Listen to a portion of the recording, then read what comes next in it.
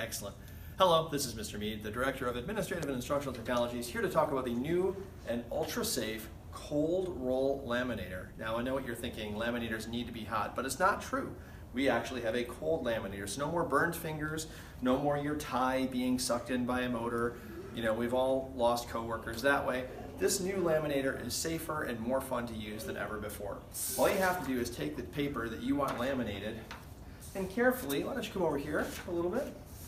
I'm just going to feed this in under here, just like you would. And then I'm going to put this one right here.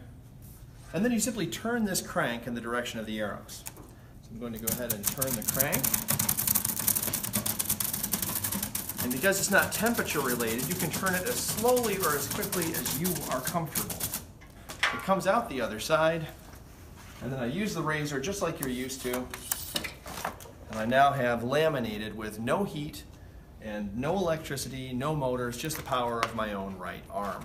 You can also use your left arm. It's ambidextrous. So this is the cold roll laminator. Feel free to try this out in the secondary teacher paper storage, what's a district paper storage room? You know, the room with all the paper in it.